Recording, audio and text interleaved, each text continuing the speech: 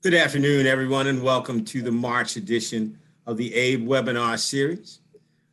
Happy that you were able to be with us this afternoon. And our topic today will be energy infrastructure, workforce development, and supplier diversity. Our theme for this year has been connecting the dots, and it's our intention that we're able to connect the dots. I think of it in terms of three Ps. The first P is policy. So first and foremost, AABE is a policy organization, and we seek every time we come before you to make clarity or give some clarity around policy positions that are in the vernacular and particularly how what we think about policy from the AABE perspective. So the first P is policy. The next P would be professional development. So our legislative issues and public policy committee ensures that the things that the program that we bring not only to our members but to our network is beneficial to you in the way of professional development. The last P I like to talk about is people. So we do the work that we do for the people in our communities. And so we anticipate that we will be connecting the dots with you today. We are fortunate to have our interim president and CEO, Ralph Cleveland, to moderate the session today. He's got a panel, you'll love the lineup, subject matter experts and thought leaders in those topical areas we just talked about. And I want to introduce Ralph to you for those who are not familiar, and then Ralph will introduce his panel, and you're in for a great event. So Ralph Cleveland is not a stranger to AABE. Ralph was formerly the chairman of our board of directors, and he is back now on the interim basis as our president and CEO. A bit of his background, I say Ralph knows the industry in ways that are fairly unusual. He began his career, as a matter of fact, in the oil and gas industry down in the Gulf operations. And so for those of us who know oil and gas, that's the most prosperous region for oil and gas businesses. And that's where Ralph cut his teeth, if you will. Went from there to into the utility space, gas utility specifically, and went on to lead, as a matter of fact, a number of gas utilities. In fact, Ralph has been the chief executive, I think, for at least two Fortune 500 gas utilities. So phenomenal in that respect, but he wasn't done. Ralph left the energy space, at least vertical energy space, and went on to AIG. And so for at least 4 years, Ralph was international, doing transformative work for AIG around the globe with their contact areas and also supply chain. And getting a little bit of a jet lag and really wanted to be there for his son, who is a nationally ranked basketball star. Ralph's been back and hung out his own shingles as Cleveland Associates and is a coach, inside coach, coaching his son, who's doing phenomenal work. So Ralph Cleveland, if you would introduce your panel and take it away. Tracy, thank you very much. I appreciate the introduction. I've actually only run one gas utility, so I had to correct the record. But it's been quite a ride. This career in the energy sector, I'd recommend it to anybody. And so what we have today is a very distinguished panel here to give us some insight on areas, quite frankly, that are really near and dear to my heart. First, the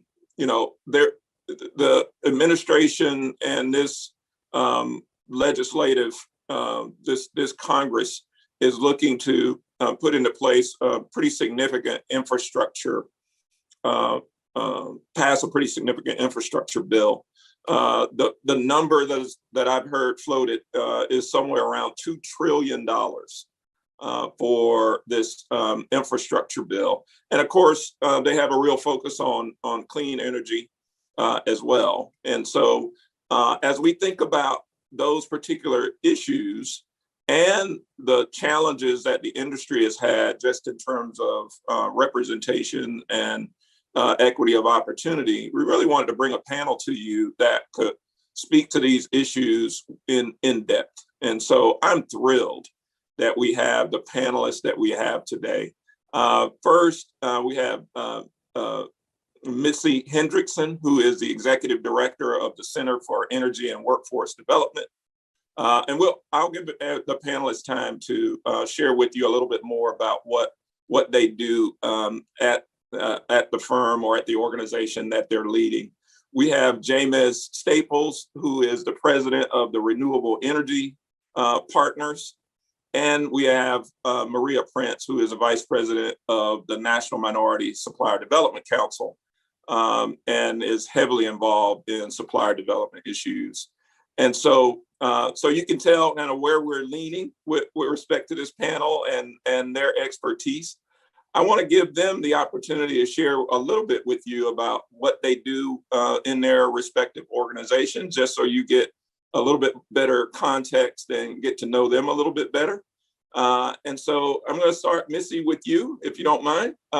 Introduce yourself and tell us a little bit about the organization and what you guys do. Thanks, Ralph. Thanks for the opportunity to be here with you today. I'm really looking forward to the discussion. So, Missy Henriksen, I am, as you said, the Executive Director of the Center for Energy Workforce Development. CEWD for short, and I think those closest to us call us seaweed oftentimes, much easier as an acronym. CEWD is celebrating its 15th anniversary, and we were formed really to address the future of work in the energy sector. We're unique in that we've brought all the different energy businesses together, so nuclear, electric, gas, IOUs, public power, contractors, cooperatives, all together to really address this common denominator of what does the future of our industry's workforce need to consider? How do we develop a skilled, diverse talent pipeline? Those are really the issues that consume us. When we first were formed 15 years ago, it was really to address expected retirements. I think people thought, well, we'll solve that issue and we'll be done.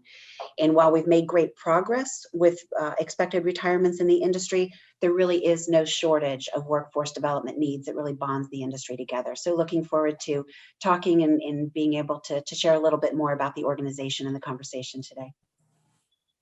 Awesome. And so we will move to Maria Prince. Thank you, Ralph, and thanks for having us. And I'm so thrilled that we're talking about Supplier Diversity Day with all of the things that are getting ready to happen with the government and all the corporations making statements about how they want to diversify their supply chain. So needless to say, we've been inundated with a lot of requests from our corporate members around how they can include minority suppliers in the supply chain. So that's what we do. National Minority Supplier Development Council has been around since 1972. We're celebrating our 50-year anniversary next year. So I hope that all of you can join us for that celebration. But we were born out of the government agency in Nixon era, wanting to do more with minority business, recognizing that there wasn't enough being done. So we spent these past 50 years certifying minority businesses, because one of the main things that have come out of this is that they want to make sure if they're going to commit to minority business that they're certified as such. We do a lot of education and training for minority businesses, helping them build capacity. We have our own CDFI, so we're in a position, we've developed this ecosystem where we can fund minority businesses through the CDFI.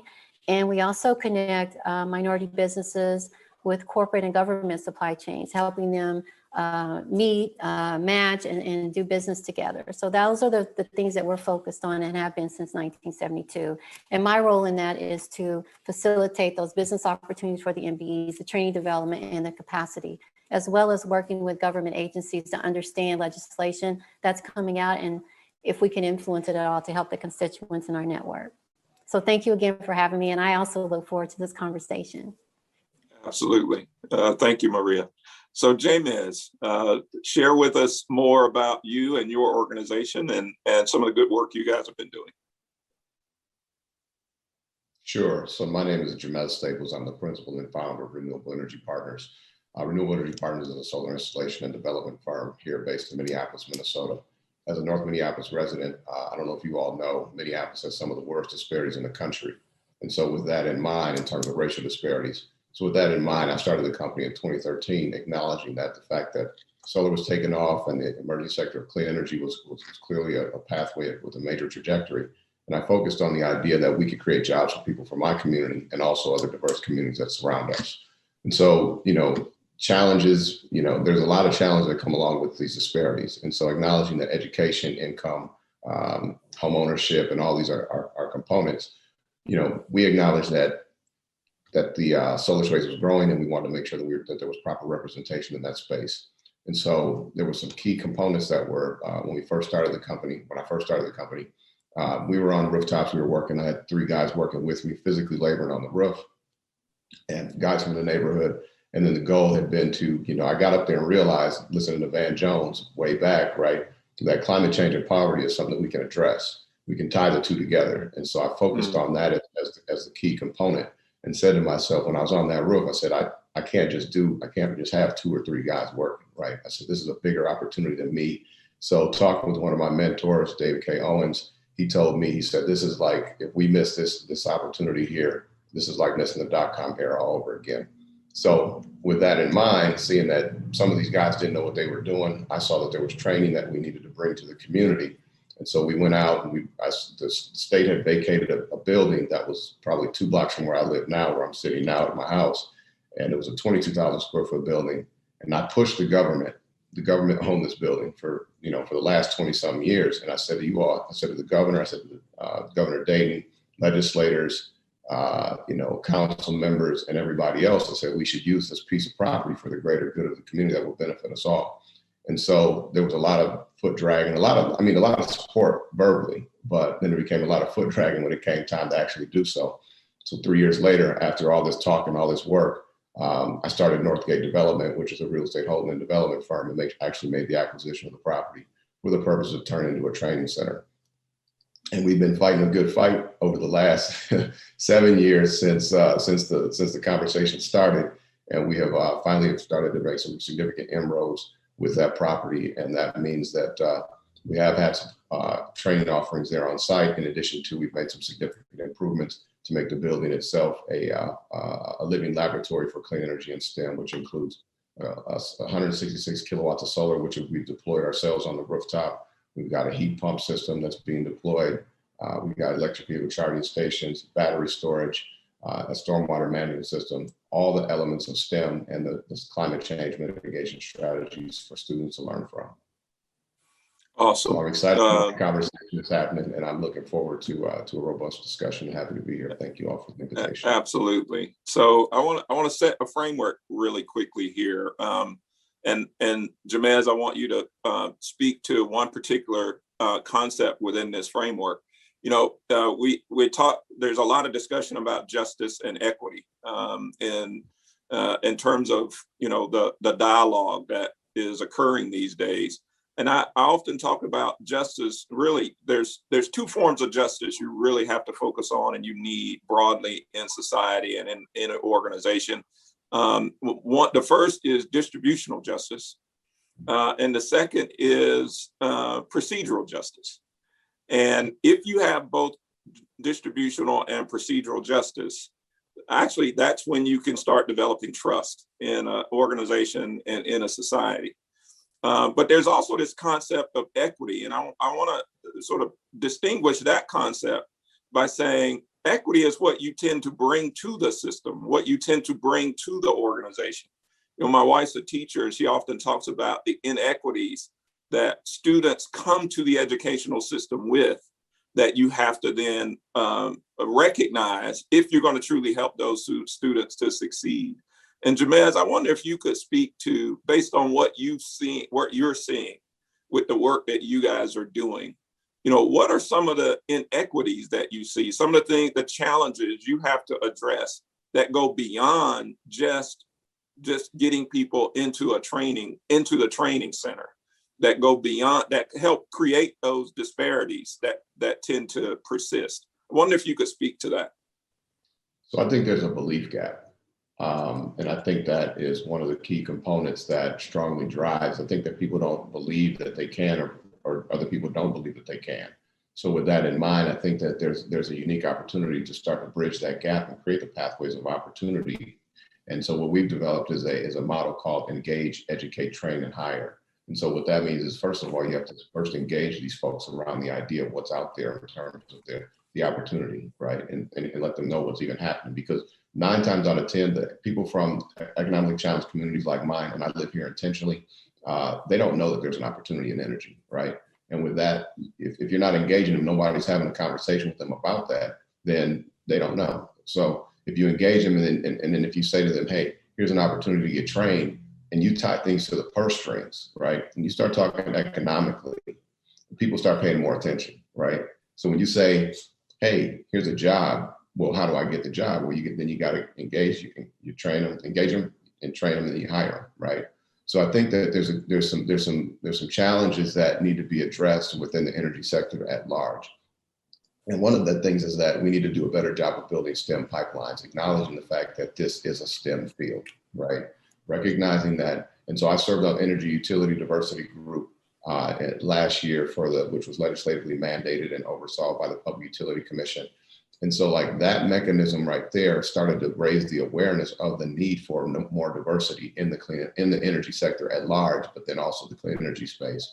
So in terms of what the gaps that you're making reference to, the inefficiencies of the systems that we're talking about, we need to address the issues of the systems as well as the people at home to help them understand that they also have an obligation and responsibility to their children and as parents, as well as the system has an obligation to also deliver high quality education so that there aren't any gaps. Very good. And so, Missy, with respect to your perspective, taking a broader sort of across the horizon look for workforce development issues, I wonder if you could speak to some of the challenges and some of the ways that we need to overcome some of those challenges based on the work that you're doing at CEWD. Sure, Ralph, I'd be happy to. So CEWD has 4 goals as an organization, and I'll paraphrase, but first is career awareness. And I'd like to come back to that in just a second and build off of some of the things Jamez just mentioned. Second goal has to do with supporting the industry in its efforts to become a more diverse, equitable, and inclusive workforce. Third objective has to do with training employees or training people for increasingly technical and dynamic energy careers. And for us, that really covers K-16. And then also once people get in the workforce, how they're preparing for those jobs that don't even exist today. And then our fourth goal really has to do with supporting workforce development professionals with what they need to do their jobs better, make their companies stronger as we as an industry look to attract and keep and skill and train that workforce that we need for that talent pipeline. I think that historically CEWD has been doing some excellent work in all of these spaces, but the first of our 2 goals really go hand in hand. It's promoting career awareness, especially to those who are underrepresented in the industry today. Again, to some of Jamez's points. And I like a lot of the things he was mentioning about people don't even know that there are careers in energy. You were talking, Jamez, about parents and their role in influencing students in their career choices. Some of the things we're working on now as an organization really fall into all of those areas. Just this morning, working on, we have 13 career pathway flyers. We produced last year 11 pieces of collateral that speak about careers in energy. We're working on myths and misperceptions because people do misunderstand the industry. We've got a piece in the works that is targeting parents. So if their child says, hey, I want to join the energy industry, and the parent says, over my dead body, they can really understand the essential nature of the work, the economic opportunities provided in this career, the opportunity to positively impact the environment, positively impact communities, all the things that those that are involved in this sector already realize. We need to do much more to amplify that message. We've recently engaged a public relations firm to help us tell the industry story, showcase different professions, those that are STEM oriented and those that are the business of energy, those that are supporting those in the STEM side of the business. We created last year a virtual career event where we had 1,500 people come to discover more about careers in energy. There were 42 companies offering internships and career exposure types of opportunities where you could provide your resume and interview on the spot.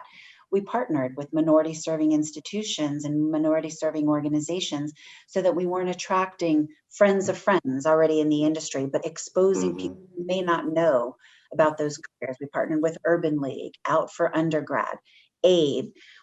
So a lot of those things in that messaging spot, I think, are really where some of our greatest opportunities exist, so that we can change the makeup of the industry.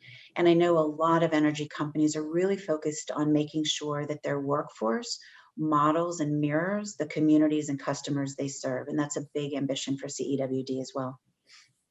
Awesome. And I wonder, Missy, if you could quickly speak to, in terms of that, the workforce makeup that's needed, a little bit of the crafts roles that are needed. So often we talk about STEM and people immediately go to engineering, but there's such a great need in the industry for those who would be the skilled crafts people to actually execute. And those are actually the jobs that are most difficult to outsource, if you will, the ones that, have to get the work done by their hands. I wonder if you could speak to what you and your partners are seeing with respect to that. Yeah, we're doing a lot of messaging in that space. A couple of specific items to share.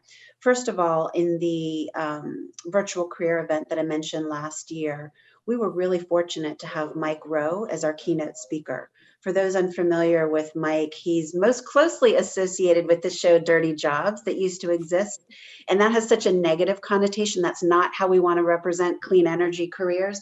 But more recently, he's really transferred his messaging, and he's really become known as an advocate for skilled trade positions and changing what's become society's norm, that in order to be successful, you need to move into a college pathway. He's really helped to change that notion, and he's been a really strong advocate for jobs in this industry. So it was great to have him kind of carrying that torch and help us to deliver that message. As we are refocusing and changing some of our messaging, our career site is called Get Into Energy. I'm a walking billboard with that message behind me, but that's our site to which we want to direct everyone. We are repurposing, reshaping all the messaging on there. We will be talking about the importance of skilled trade positions in the industry.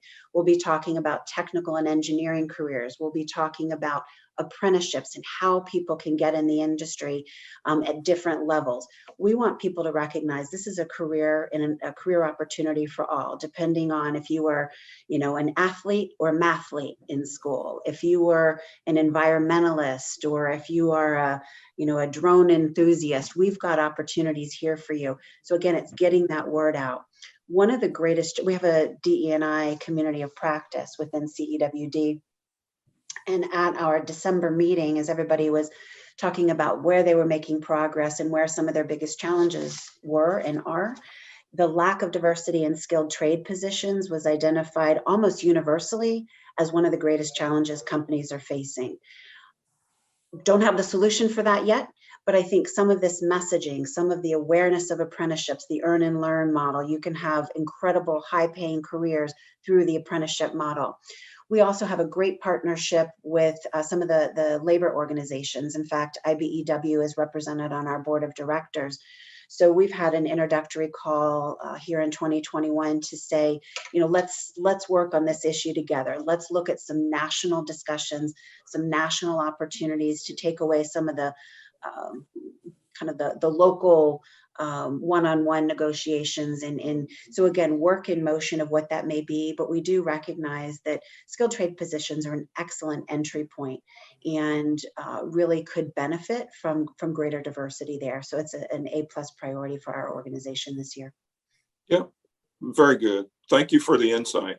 And then Maria, we've spent a little bit of time talking about the entry of workers in this space. I wonder if you could speak to some of the challenges that you see from a justice and equity standpoint for entrepreneurs, those who actually might already be skilled in this area, but are looking for opportunities to grow and expand their business.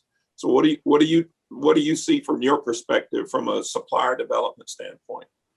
So we're seeing a lot in this industry because this industry has been very complex and, do I dare say, institutionalized, where people that have gotten into the industry kind of stick and they don't leave. So it's been hard for people to break into the industry, and that's what we've been seeing. And so what we've been doing is to try to take advantage of our corporate members who are the who's who of the industry. We've got, you know, from the Exxons to the Chevrons to the BPs to the utility companies, PG&E, and all those guys. We have developed a energy group, or we call it a petro industry group. And we're bringing them all together to talk about how do we address the obstacles that are happening with minority businesses. This group's been in place for a really long time, but we're now trying to pivot them to how do we pivot, like all of your organizations, you all have statements around renewable energy. You're talking about lowering your carbon footprint. You're talking about, you know, technology and using that to service energy into the future. How do we take advantage of that? Talking about STEM, how do we take advantage of that and prepare MBEs, what we call minority business enterprises, to compete in these newer areas that you're moving into? It's hard to go back and maybe unseat some of the people who are entrenched, but the industry is changing and it's pivoting into these new spaces. So we need to start now getting MBEs, minority businesses, ready for that pivot. And that's what we're focusing on, is getting people ready for that pivot and working with the industries in a number of ways, working with them to connect on business opportunities. Many of them are funding what we call our Emerging Entrepreneurs Program, getting new companies that are about STEM. Our focus is on STEM companies, but people who have innovative ideas, getting them, they're funding many of these cohorts. It's a year-long cohort, but they're funding many of them for future opportunities, making sure that we get certified minority businesses, because these companies are measuring their outcomes and their progress in getting these companies into the space. So we want to make sure that the companies that they do work with are minority certified, that they can count those numbers and show their progress, because everybody wants to be measured by what they're doing and their outcomes. And then we're working with them, the industry group, we call it the Petro Energy Group, on advocating government agencies. So all of the companies that I've talked about who are part of this industry group have a significant amount of resources around lobbyists. We can't lobby, we're a 501c3, but we can certainly partner, as you guys know, on policies. You know, we partnered with some of them on some of the issues around PPP. We partnered with some on the rescue plan. We've got the infrastructure bill coming out, which I know you'll talk about later. But we're taking that group and partnering with MBEs in that industry, as well as corporate members in that industry. And I really believe that all of us on this call and any other organizations, it's strength in numbers. We should do this together because we have a common goal, either be resources, business opportunities, capital. The Department of Energy has a number of programs helping emerging companies get capital to fund some of the technology that they're looking for. And so what we're seeing is, we're going to stay close to this group. We're going to leverage this group. We're going to, hold them accountable. We measure what we're doing with that group. We have other industries, but we're talking about energy today. And we're really going to try to work on this together, because there's no way the current capacity in the system can meet the needs of the future. And it's going to take minority businesses and everyone working together to make sure that we can do that, and make sure that as a benefit, the communities that we live and work and serve are benefited by that as well. So I know I said a lot, but we're fast approaching doing a lot of work with this group, and they're serious and they want to help, and they've got all the public statements out there. So they have to they have to walk the talk, and we're trying to hold them accountable to that. Excellent. Thank you so much, Maria. And Jamez, I want to come to you, because I think, what part of what Missy and Maria have teed up both is the need to anticipate where the opportunity is going. Where is it going to be? Not just where it is today, but where's the opportunities for tomorrow going to be? Because that's really the only way we're going to make up some of the ground that we have with respect to underrepresentation. We can't always be behind the curve trying to catch up. And so I wonder if you could speak to, that issue as a person that, a business person that's out there trying to make the right things happen, but also being concerned about the impact of your community. I wonder if you could speak to this issue of how do you help and how do you become a leader with respect to anticipating where the opportunity is going to be, and then galvanizing resources to try to make things happen. Talk a little bit about some of those challenges.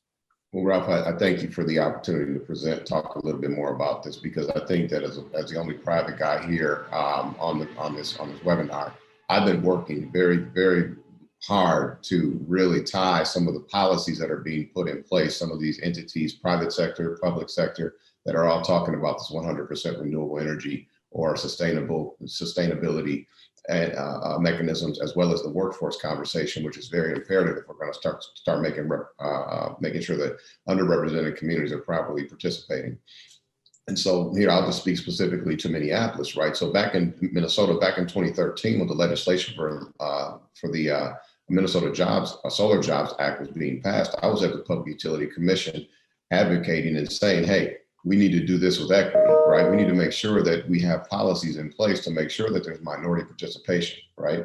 On the work side, the diversity spend side, but also even the subscription side. When we're talking about the idea, because there's two sides of the fence that you sit on as a person from the community, I need to make sure that this isn't going to negatively impact my grandmother, who will never get on a roof, right? But then I also need to make sure that the people from my community will have the opportunity to actively engage and earn revenue by this infrastructure that's being developed. And so looking at the place where Missy sits from the workforce development space, I mean, I've been in touch with the community colleges, the local workforce, the IBEW folks, and I've gotten, I mean, for some folks, I've gotten I've gotten a warm welcome. Some of the unions, I think that Missy, you kind of made this a little, and even Maria, you made a reference to this, that we need to look at getting some of those folks that have been just entrenched and have kind of just been sticks in the mud out of the way. And so some of the unions here in Minnesota haven't necessarily been all that welcoming. And I have no problem with saying that, because I'm literally have a bill that's going before the legislature tomorrow. And they are the ones that are pushing back against the idea of diversification and having training in the community where we can get to it, because we can't get to where that training is right now. It's 2 hours away, one way on transit. If it's transit at all, if there's any transit at all. Right. So when we talk about this, so it's right. Very interesting where we're sitting right now. The city of Minneapolis has this RFP out right now for their community for solar. They want to go 100%, as does a lot of our other governmental entities here in Minnesota.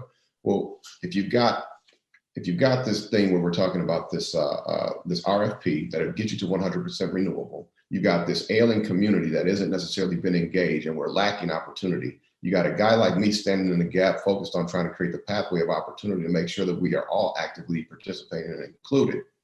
What seems to be the problem with putting goals on these projects? So the PUC released an order just this past, I want to say the 12th, last week sometime, and basically said that, you know, because we've been advocating as a coalition to require more minority participation in terms of workforce, the spend, in addition to even just the higher up jobs, right? We want to see more of us looking like actively participating where we can see each other. And because we don't see each other, we don't think it's possible. It goes back to the question you asked earlier. Where is the belief gap that I referenced, right? Mm-hmm. If I don't see you there, I don't believe I can get there. The fact that you are a CEO of a company, of a gas utility, makes me believe that I can get there if I'm 7, 10, 15, 19, 22 years old, right? But you have to actually see that in order to make sure that you think that you can actually do it. So tying this all together, right? Acknowledging goals, minority participation, the clean energy revolution that is upon us, private sector engagement, bringing those partners that want that 100% renewable energy thing to come to fruition for them. Why aren't we finding ways to do this better, right? Why aren't we tying these all together? Mm-hmm. So the city of Minneapolis, my company was awarded an RFP to do the low-income community solar garden. I live in between two schools that I went to. 3 blocks this way is North High School, 3 blocks that way is Franklin Middle School. We were awarded the RFP to do the low-income community solar garden, and the city wanted us to do it on city buildings. I pushed real hard, and I said, no, if it's a low-income garden, it should be in our community. And it's right over here. We're just wrapping up the installation over here on 336 kilowatts of solar that's being deployed on the rooftop of North High School. It's a low-income garden, meaning that I don't know what the rules are everywhere else, but the way that it works here is that you have to, typically for community solar garden, you have to qualify with the low income, you have to qualify with the credit score. In addition to, you have to sign up for You have to qualify with a credit score. You probably have to put some money down. So the city backed this up and they said, here you go. I mean, we won the RFP competitively, but now it's no money out of pocket, and low income participants can actively participate in solar revolution, meaning that my grandmother, right, who isn't low income, but if she was, she would have the ability to actually engage in solar. And for the community members that live in this area, they have the ability now to sign up for this garden and actively participate, because we are getting left behind on all fronts of the energy sector. So I think that it's important that we do a better job of all that we just talked about: engaging, educating, training, getting hired. And so for those private sector partners that want 100% renewable and you want to do something around racial equity and all these other things, I say to them, be the backup subscriber and the anchor subscriber of a solar garden, right? Find a way to work with I'm drawing a blank on his name right now, but they have an organization, a company that they're actively aggregating community organizations and buildings, and they're supporting energy efficiency, right? So they're, instead of, because you know how it is, you achieve economies of scale when you're buying equipment and product. You know, if you can have 10 different buildings that you're doing at once, it creates a pathway and opportunity for a bunch of people at one time, opposed to just one-offs, and then the cost rises. So we're excited. We're working with Xcel Energy here. They have been a supporter of the work that we're doing. They have really taken a strong position around this training center mechanism that we've been working on. It's taking a little time, but we're getting there, and I'm excited about where we're at. Yeah, and I think there's so many points that all of you have brought up that are so critical. Just understanding the current landscape and some of the challenges. We talked about the incumbency issue and how difficult it is to break into the energy sector. I would add to that, having worked and been an executive in this industry and worked, started a supplier diversity program. One of the issues you run into is it's a high risk, high consequence environment. And when you have that environment, it's very easy for those that are the incumbents. They know and understand where those risks are. And a lot of times people don't want to take a chance on anyone new. And so you've got that backdrop against some of the inequities, Jamez, that you described, just in terms of access. Now, what's happened is you layer on top of that all the economic disruption that we've had, all the social unrest that we've had, some of the health crisis that we're still currently going through, in the midst of this transformation that the industry is looking to go through with respect to decarbonization, electrification, modernization of the infrastructure, so on and so forth. By the time you start layering these things on top of each other, it just looks to be a really good hill, a big hill to climb. And so I wonder, for you guys as leaders, just personally, based on what you've experienced and what you've seen now, I wonder if you would speak to this issue that Jamez is so well articulated, and that is the need to connect all of the dots if we're going to overcome some of these challenges, and your own sort of personal stake in helping to do that. And Maria, I'll start with you, because I know you see some of this stuff every day.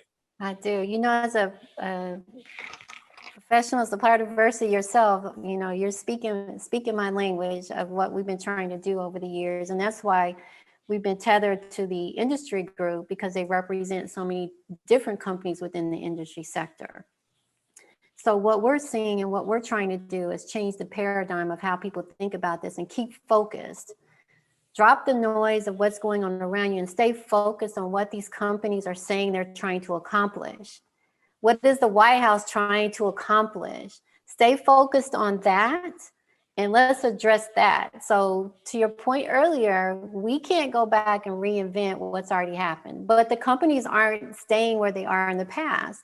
Let's try to get to the dot or to the next place before everyone else does. And the good news about being a minority business owner and Jamon's talked about this as well, and I see it in our own companies, is they're nimble enough. They're startups, they're nimble enough. They have technology backgrounds. Some of them are engineers. They're hungry. They're willing to do what it takes. And because of the recent issues in this country, you've got more corporations, you've got more government agencies, you've got more private sector folks willing to invest in them because they understand that the economy can't drive without everybody participating. We saw it during the pandemic. Look what happened. If we all don't participate, we all won't thrive and survive. And so for me and for our organization, we're staying focused on what they are articulating their goals are. Because and I know, when they articulate their goals and they put it in the annual report and on the website, they're serious about it. And that's what we're trying to keep our MBs focused on, is understand where it's going. And on May 11th, just as an example, we are hosting the Petro Industry Group in a summit during our Leadership Week conference to talk about where is this industry going? What are the downtrending categories? What categories are we going to be spending more money on? What technologies are going to be in play? And what do you need to get ready for? So we're keeping our focus on that. And I forgot to mention, we have 23 regional councils across the country. I'm sure we have one in Minneapolis, but they're focused on that too. So we're trying to do a top-down, bottoms-up. Regional councils working with the MBs in their communities across the country, and us at a national level, working with our national partners, the Exxons, the Chevrons, the BPs, all these folks talking about how they want to make this pivot and bring the community along. And so we're trying to make that happen and stay focused on that. I know it's been tough. I know everything is a lot of noise, but we're just staying focused on exactly what they say they're going to do. And as you can tell, we're pretty passionate about that, and we're trying to keep everybody laser focused on that. That's great. And what I hear, Maria, that you're describing, and a bit, Jamez, on what you're describing, is the need to think global but act local. That you got to connect the dots in a very local way, and you have to be personally invested as a leader to make those things happen. And so, Missy, I wonder if you could give us a bit of your thoughts and insights based on everything that has happened around us over this last year, and what it's meant for you personally in terms of your own commitment to make the right things happen. A lot. Yeah. There's a lot of work that we've created over the past year in light of what's happening within society. So as we've moved down these paths professionally, it's challenged, motivated, encouraged me personally. So sometimes it's almost difficult to separate what's the personal versus what's the professional, because probably like everybody on this call, you give 110% professionally when you believe in what you're doing. So sometimes it's hard to separate. One of the things that CEWD is working on and has been for many months that's most probably appropriate to bring up in this space, because it's both professionally and personally impactful, is we're looking at a DE&I roadmap for change for the entire energy sector. As I referenced earlier when introducing CEWD, we're unique in that we represent companies involved with gas, electric, nuclear, of all the different generating capacities. We are supported by Edison Electric Institute, American Gas Association, NEI, NRECA, a variety of other groups.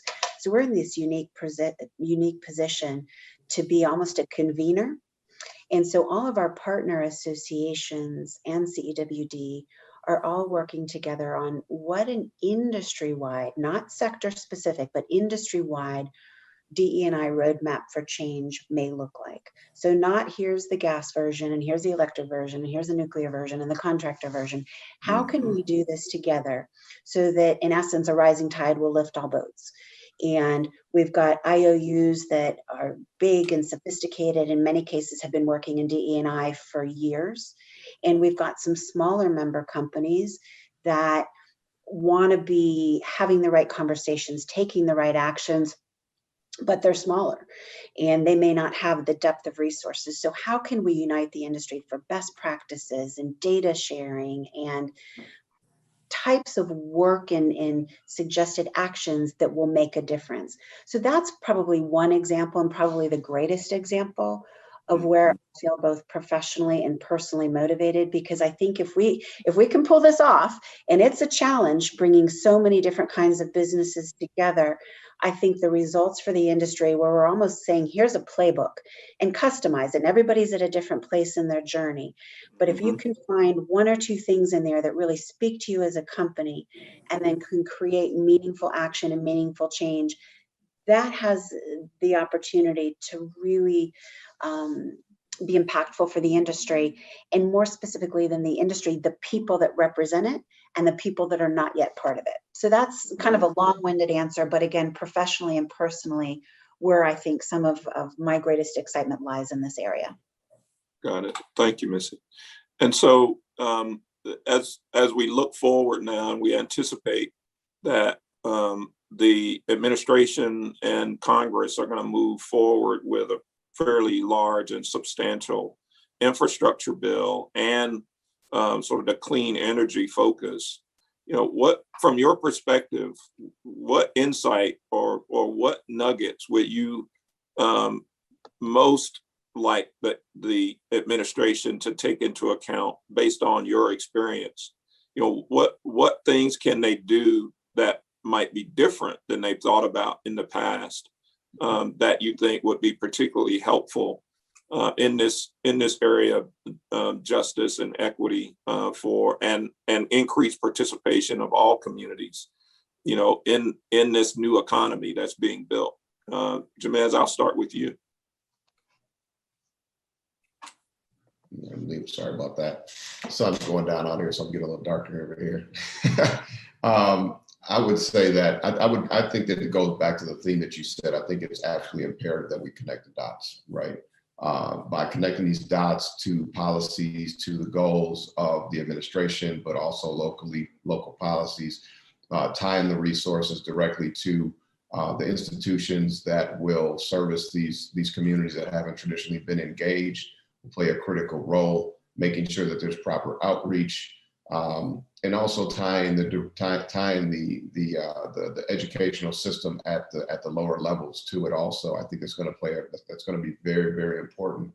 And the economic opportunity is immense, right? I mean, it's a big, big deal. We're talking about a lot of money on infrastructure. We're talking about a lot of money that's of equipment and materials that are going to be procured, be it by the major corporations or by the contractors and developers themselves, such as companies like mine. And so our goal here is to literally connect the dots like we've been doing for the years, but actually truly not making them, but encouraging, right? Encouraging folks to see that there's a line diagram that we can all follow for prosperity. And so for prosperity, I think about it not just monetarily. I think it by way of making sure that we are engaging the lowest level of people that haven't traditionally been engaged, and making sure that they know what's going on. I mean, I keep saying the same thing because it's just crazy that nobody really knows that these things are happening, right? A line worker job here in Minnesota is around $60,000 to $70,000 a year, and all you really need is a high school diploma, right? Which is a big deal, right? I mean, when I think about some of the guys that I graduated high school with, and I still see around the neighborhood, had they known that was a pathway for them, they would not be there today. Okay, I mean, they would probably be in a lot better situation because some of them aren't doing so great, right? So I think it's actually I think that tying it all together, connecting the dots, pulling these and demonstrating, right? Like kind of like looking at this bill that Chairman Rush has introduced, and looking at it from the entrepreneurial perspective too. How do we tie that to these areas of the sectors where the equipment and materials and entrepreneurship can mesh together? I think it's we're missing so many opportunities right now. I wish that there was a cross-pollination amongst government right now, right? Because government has such a big impact, right? Major impact. You've got the EPA, you've got Department of Energy, you got the Department of Commerce, at the Economic Development Agency, right? If we could put through all of those three and whatever else is out there, right? And say to the private sector and to community members and educational institutions, hey, we're bringing this together. and we're mashing it all up, it would change the dynamic and the trajectory of a lot of people in a major way. And it would ultimately uplift, that's what you said, Missy, uplift those all boats. And I think because we don't have that kind of throughput going on right now, there's one agency over here doing this. So the Department of Energy is offering grants for this, and then Department of Economic Development Agency is offering this. Let's figure out how to bring it together, right?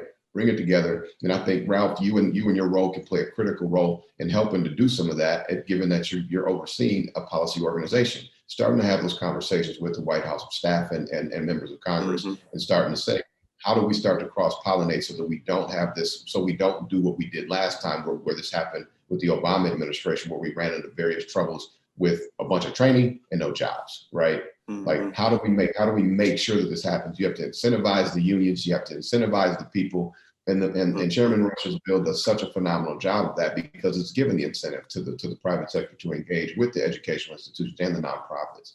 So I'm excited about that bill, and I'd imagine that you're probably going to talk a little bit about that.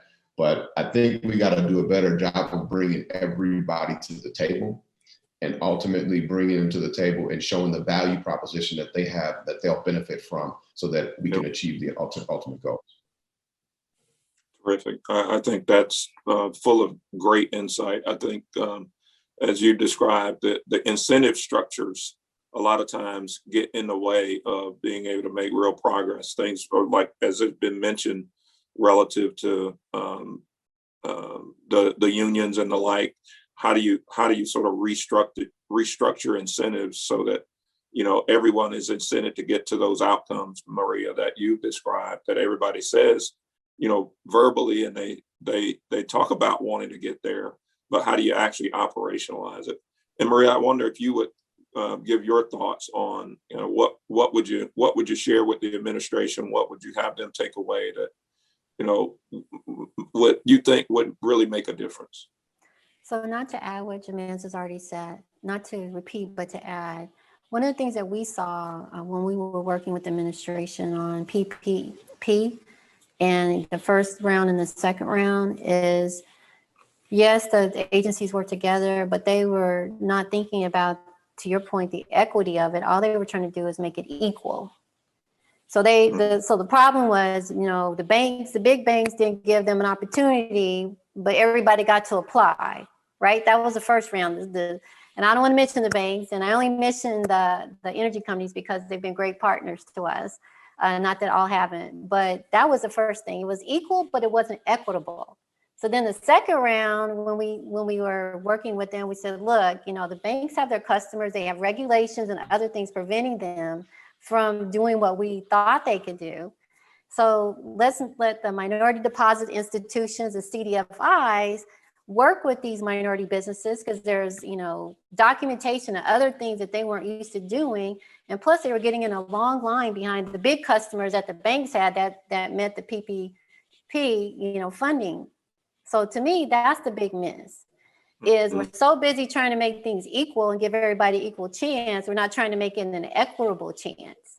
Yeah. And understanding that if you start from behind, you're not going to catch up just because you opened up the gate. You've got to give people tools to get there. So, that's right. You know, in addition to what everybody else has been saying, that's the one thing I noticed from the previous legislation that we've seen.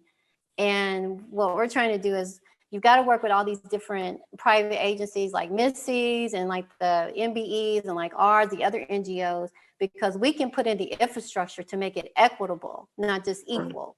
Because we've been doing this work for a long time. You know, workforce training, we've been doing the supplier diversity training. We have industry groups that work with us in the industries, in the energy sector. They know what's needed. They know what they need.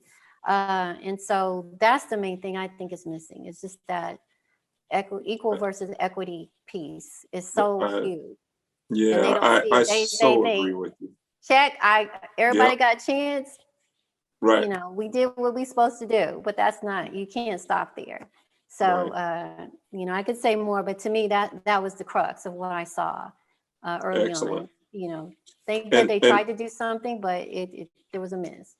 Understand. And Missy, I'll give you kind of the last word here in terms of what you share with the administration.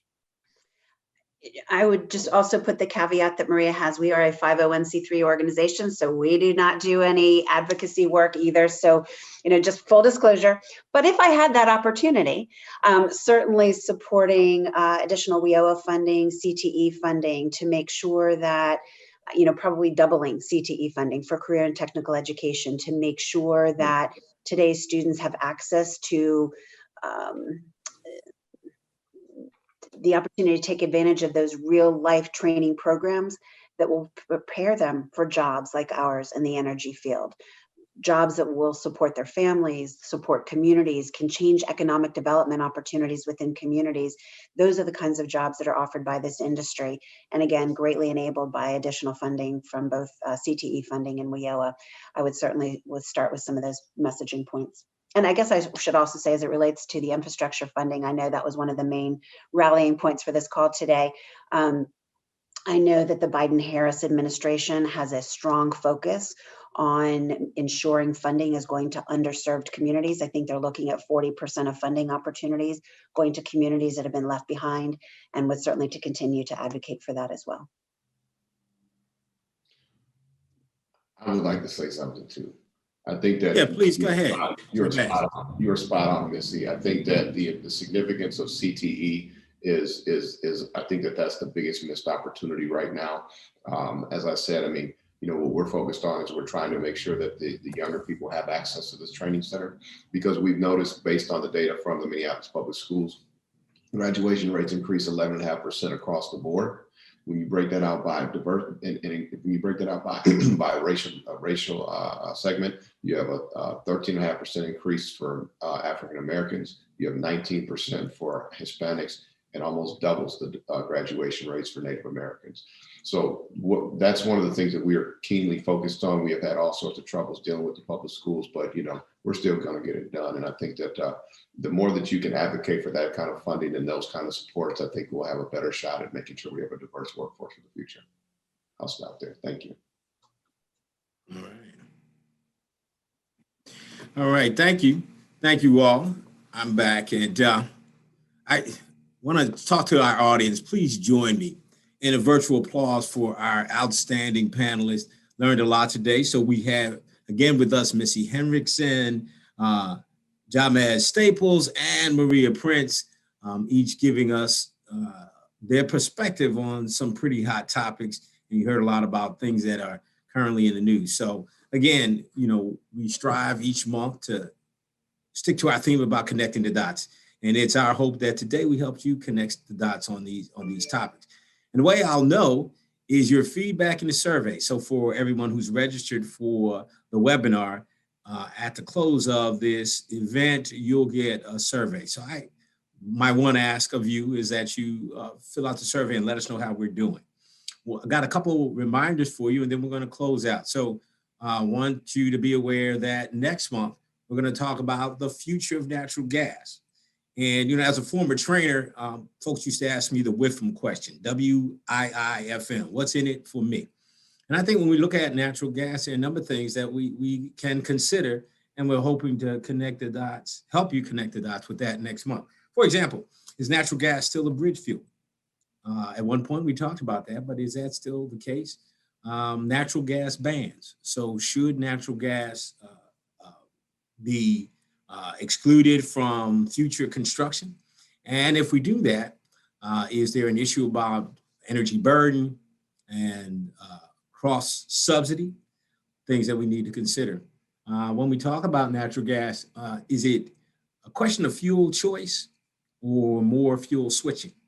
All these things, if as you follow in the news, you'll see those questions. We're hoping to bring that to you next month. Finally, natural gas, what's the implication from the Texas freeze regarding grid reliability? So next month, April 21st, we'll be talking about the future of natural gas. One other point, our national 2021 National Conference is virtual this year, and will occur May 25th through 27th. So registration is now open for the conference, and we're hoping that you will join us. Again, to our panelists, I want to thank you again. Time well spent, it just flew by. And for the audience, thank you. Have a great afternoon.